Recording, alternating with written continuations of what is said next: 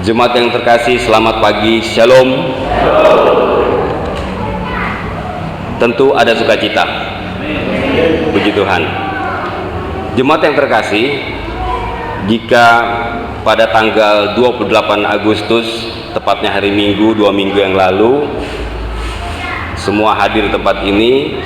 Pada saat itu Pendeta Irma Siahaya dari GPIB ATK yang berkhotbah di tempat ini mengawali firmannya atau khotbahnya dengan mengatakan, buanglah sampah pada tempatnya. Pendeta Irma mengkritisi para jemaat di mana-mana yang sering masih membuang sampah, khususnya di bangku-bangku gereja. Tentu kita semua masih ingat. Saya sendiri tidak hadir, tapi saya melihat videonya karena saya berada di tempat lain, khususnya saya berada di Philadelphia, Semarang, mengantarkan Pak Pendeta Uloy. Nah, apa yang mau disampaikan oleh Pendeta Irma pada saat itu tentu kita tidak bisa melupakan. Karena kenapa?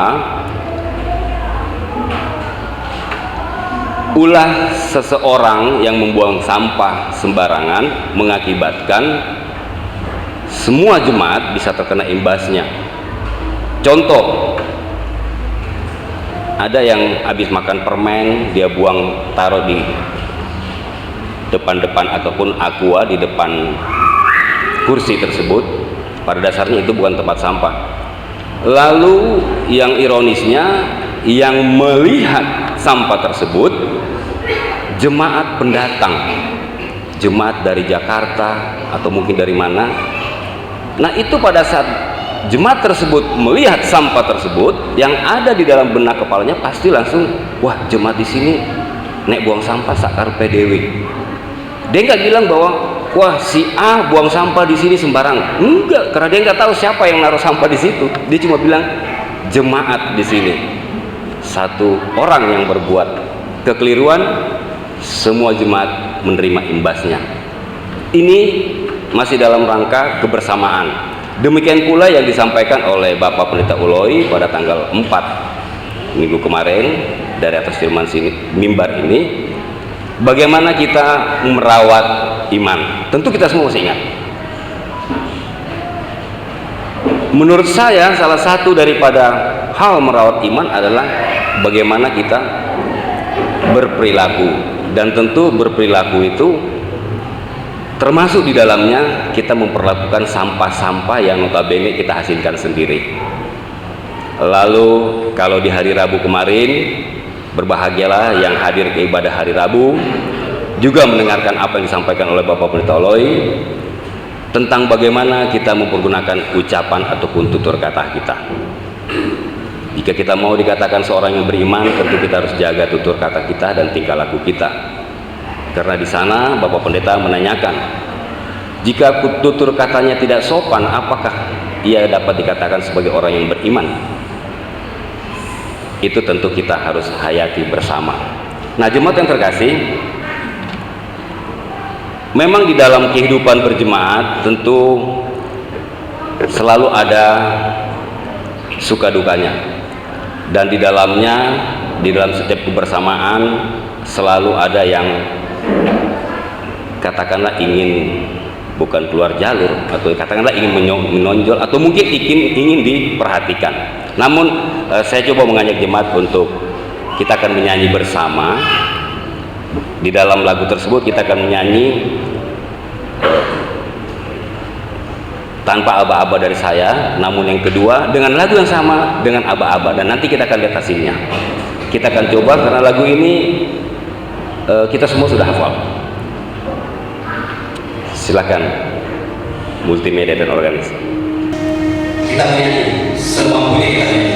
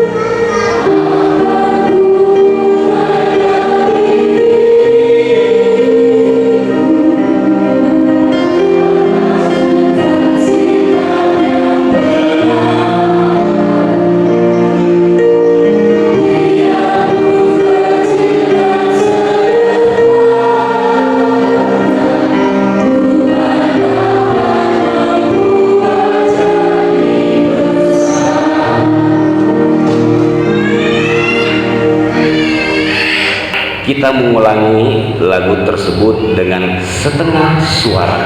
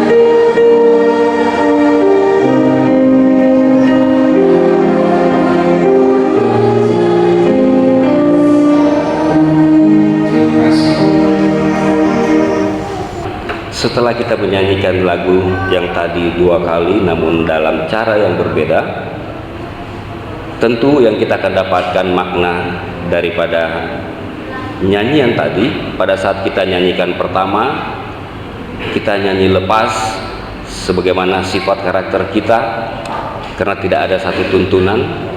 Namun begitu ada instruksi bahwa kita menyanyi setengah suara, semuanya bernyanyi setengah suara. Itulah kehidupan kita. Di saat kita bernyanyi setengah suara, kita menghayati sebelah kiri kanan muka belakang kita, kita dapat mengerti dan mengetahui terkhusus apa yang kita harus lakukan di dalam hidup berjemaat, di dalam kebersamaan kita. Nah, jemaat yang terkasih,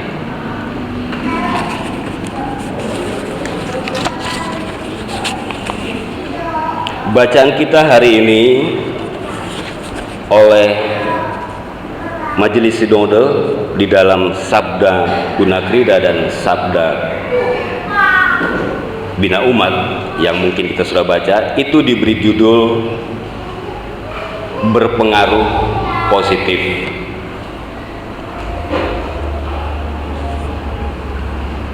Mungkin ada yang belum membaca karena belum sempat. Kalau ada yang sudah baca juga tentu bersyukur.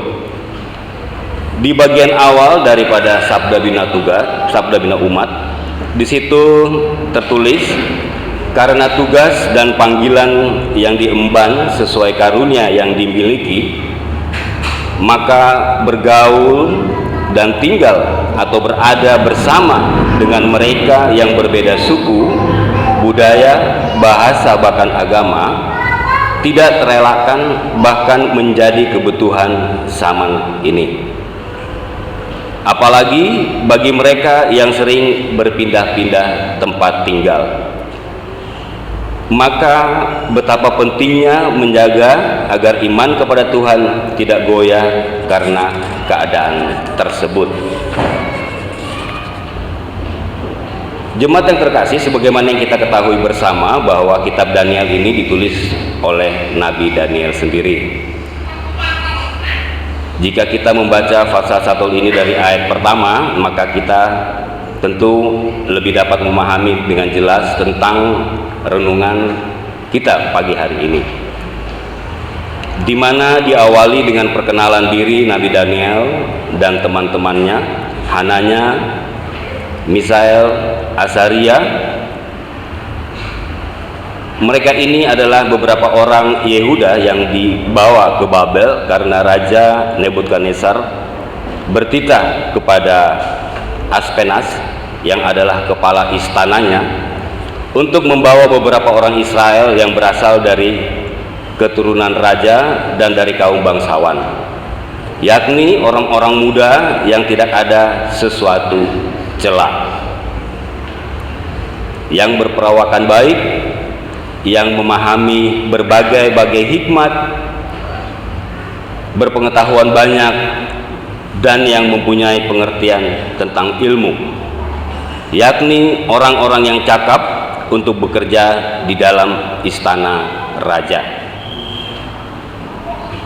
Di dalamnya, kalau kita baca, terlebih dahulu mereka diajari bahasa dan tulisan orang Kasdim, karena mereka dari asal lain, yaitu Yehuda, Israel, akan memasuki daerah lain, tentu mereka harus mempelajari, diajari bahasa setempat, bahkan menulis. Bahkan oleh pemimpin pegawai istana mereka diberi nama baru atau nama lain, sebagaimana yang sudah dibacakan tadi. Nabi Daniel dinamainya Belsasar, Hananya dinamainya Sadrak, dan Misael dinamainya Mesak, sementara Asaria dinamainya Abednego. Jemaat yang terkasih, jika kita baca di ayat 7 dan 8 khususnya,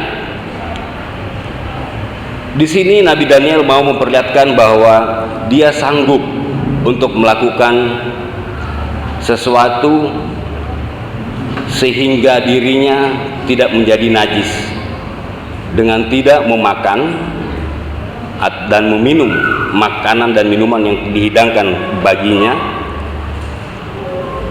yang terlebih dahulu sudah dipersembahkan kepada dewa-dewa. Nabi Daniel dan teman sanggup untuk mempertahankan ini. Lalu di ayat-ayat berikutnya, Nabi Daniel dikabulkan permintaannya pada saat ia bilang, ujilah kami, lalu berikan kami 10 hari, apabila kami tidak memakan dan meminum minuman tersebut, ujilah walaupun hanya dengan sayur. Dan terbukti bahwa setelah 10 hari tanpa makan dan minum daripada apa yang dihidangkan oleh raja, hanya memakan sayuran, justru mereka lebih ceria, mereka lebih tampak bergairah atau lebih bersih. Nah, ini adalah satu bukti bagaimana Nabi Daniel selama di dalam istana tersebut, khususnya di saat ia menjalankan pembelajaran ataupun pelatihan-pelatihan tersebut, selalu begitu dekatnya dengan Tuhan, sehingga di dalam mempertahankan untuk tidak melakukan hal kenajisan dengan menyentuh makanan dan minuman tersebut, Tuhan mengabulkan Daniel dan memberikan kemampuan bagi Daniel dan sahabatnya untuk tidak menyentuh makanan itu. Bahkan terlebih daripada itu, hanya dengan makan sayuran pun justru ia lebih baik, lebih bagus pertumbuhan tubuhnya ketimbang orang-orang yang lain. Yang mau saya garis bawahi di sini adalah, memang di dalam bacaan kita pagi ini tidak ditulis percakapan-percakapan Daniel selama ia berada dalam istana. Namun jika kita baca secara teliti dan menghayati, tentu kita akan mengerti jika permintaan Daniel aja untuk diuji dikabulkan, bahkan ujung-ujungnya dia diterima menjadi pegawai di istana. Kira-kira selama dia masa pengujian tersebut bertingkah laku dan berucap gimana ya? Apakah Daniel merasa karena dia seorang anak bangsawan, terus dia berlaku seenaknya di situ, berucap seenaknya di situ, lalu raja bilang, oh bagus, karena kamu bertingkah laku yang begini, kamu suka berucap kata yang sakarapmu, kamu saya angkat jadi pegawai istana. Kira-kira begitu ya? Tentu tidak. Memang saya ulangi lagi, tidak dicatat di Alkitab apa yang Nabi Daniel dan sahabatnya ucapkan, tapi dari hasil yang diperoleh dan diangkatnya Daniel menjadi pegawai di istana tersebut, sudah bisa kita bayangkan bagaimana tingkah laku Nabi Daniel dan sahabatnya, dan juga bertutur kata selama ia berada di dalam istana tersebut. Ini yang saya garis bawahi. Nah, jemaat yang terkasih, seandainya Nabi Daniel dan sahabat bertutur kata yang kasar atau bertingkah laku kasar, apakah raja akan menerimanya menjadi pegawai di dalam? Tentu tidak. Saya ulangi sekali lagi. Namun inilah contoh tentunya yang harus kita teladani. Jika ada pertanyaan bahwa apakah kita harus sanggup seperti Nabi Daniel dan sahabat yang notabene mereka berasal dari orang-orang buangan, walaupun mereka keturunan bangsawan? Ya, jawabannya tentu iya. Firman yang kita baca pagi hari ini dan seterusnya, kapanpun firman itu kita baca, itu adalah panutan dan tuntunan di dalam kita, kehidupan kita. Karena tujuan dan maksud dari kitab ini salah satunya untuk menenteramkan hati umat perjanjian, bahwa hukuman pembuangan mereka di antara bangsa-bangsa kafir tidak akan menjadi nasib tetap mereka, sehingga mereka bisa keluar dan mereka bisa diubahkan oleh Tuhan. Nah, memang jemaat yang terkasih, merubah sifat dan karakter tentu bukanlah hal yang mudah. Namun jika kita mengerti tentang kekurangan kita dan mau memohon kepada Tuhan untuk memampukan kita merubahnya, tentu tidak ada yang mustahil. Asalkan mau memohon kepada Tuhan, karena hanya kita sendirilah oleh pertolongan Tuhan dapat merubah sifat kita. Tidak ada orang lain dapat merubah sifat kita. Jujur kita harus akui, jika selama ini yang kita minta dari Tuhan tentu hanya sebatas rezeki. Setiap kali kita berdoa, Tuhan berikanlah saya rezeki, jauhkan saya dari bahaya, jauhkan saya dari percobaan, lindungi saya. Tapi kita tidak pernah berdoa, Tuhan tolong berikan saya kemampuan untuk menggunakan mulut saya ini untuk tidak berkata-kata sesuatu yang Tuhan tidak berkenan sehingga dapat menyakitkan orang lain. Tidak pernah kita berdoa begitu. Kan selalu yang kita minta rezeki pasti, keberhasilan itu pasti, tapi kita lupa bahwa Tuhan tolong berikan saya kemampuan untuk menggunakan mulut yang Tuhan sudah berikan kepada saya ini untuk berucap agar tidak ada yang tersakiti.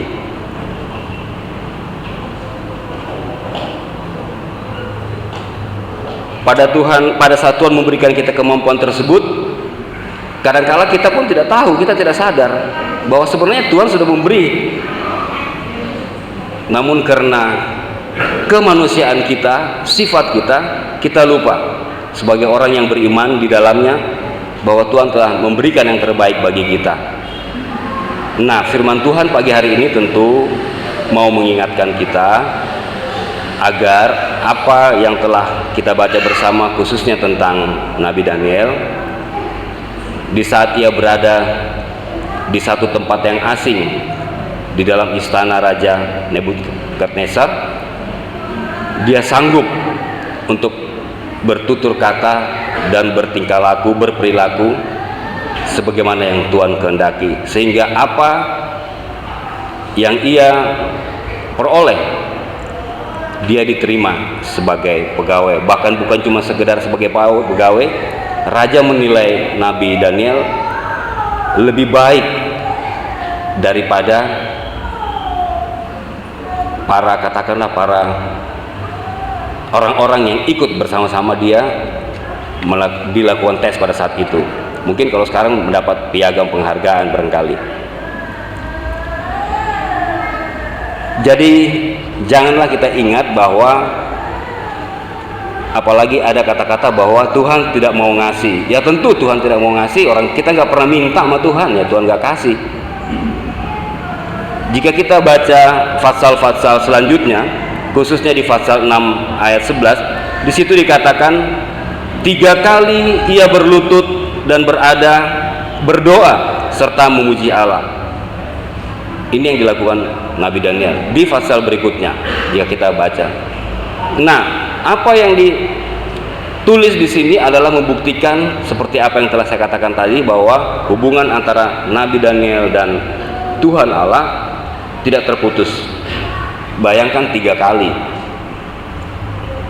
dia berdoa, menyembah dan bernyanyi. Kalau kita mungkin pagi, bangun pagi, malam hari berdoa, sama mau makan itu aja kita berdoa. Tapi khusus, doa khusus ya mungkin cuma malam dan pagi kita berterima kasih sama Tuhan selanjutnya untuk menjaga kita pada saat istirahat kita.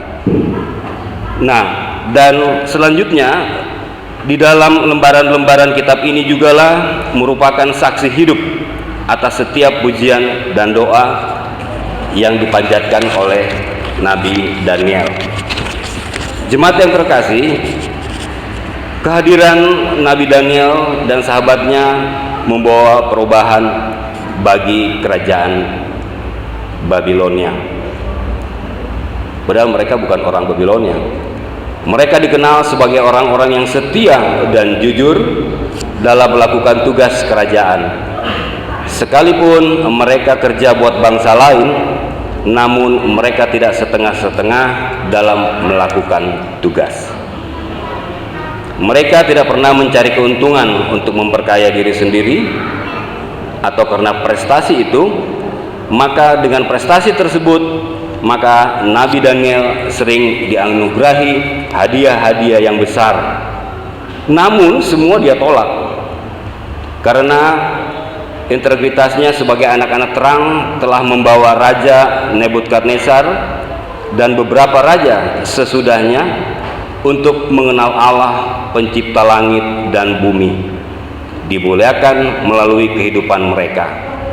Ini adalah sesuatu yang luar biasa, dan inilah yang betul-betul dicontohi, karena Nabi Daniel dan sahabatnya berada di istana tersebut sehingga Raja Nebukadnezar dan raja-raja berikutnya jadi mengenal Tuhan. Bagaimana caranya Nabi Daniel memperkenalkan Tuhan? Seperti tadi yang saya katakan, walaupun tidak ada di dalam dicatat mengenai ucapan dan perilakunya, namun sebagai orang yang mempunyai IQ tentu kita bisa pahami. Ia berperlakuan baik selama berada di istana, dan tentu tetap memohon bimbingan Tuhan, kemampuan dari Tuhan. Nah, cerita 4 orang muda ini menunjukkan bahwa rencana Tuhan adalah rencana yang indah.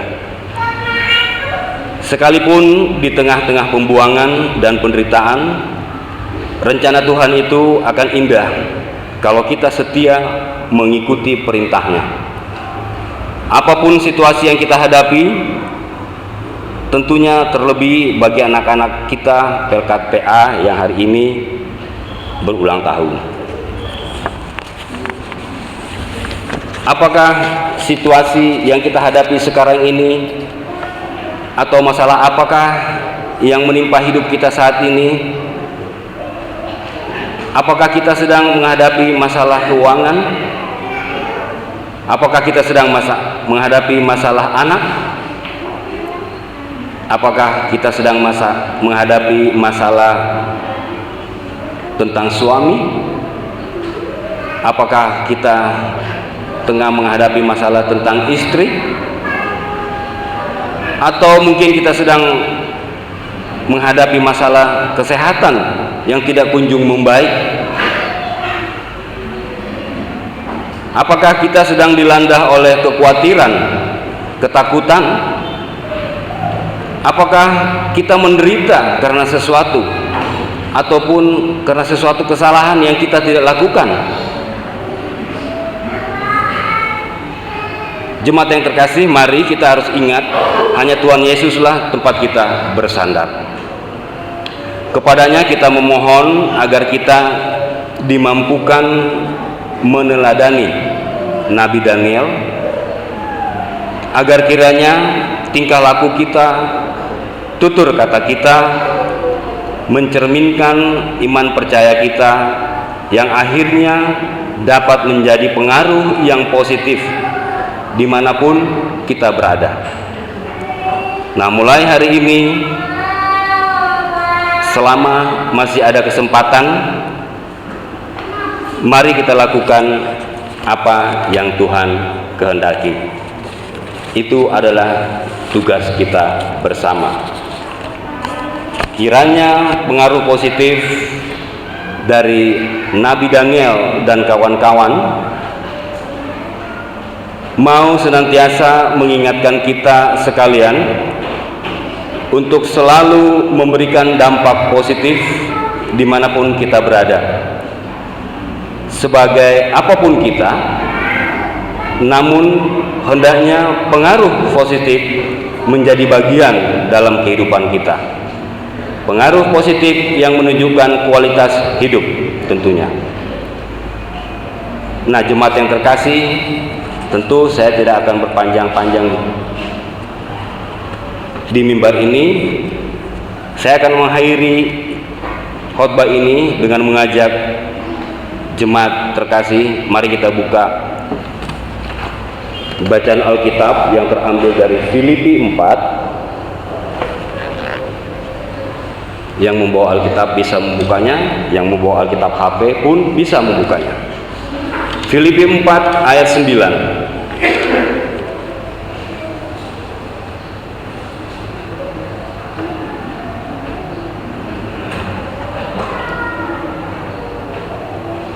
Filipi 4 ayat 9. Kita tunggu Oma, belum dapat Oma? Sudah? Kita baca bersama-sama untuk mengakhiri khotbah pagi ini. Filipi 4 ayat 9, firman Tuhan.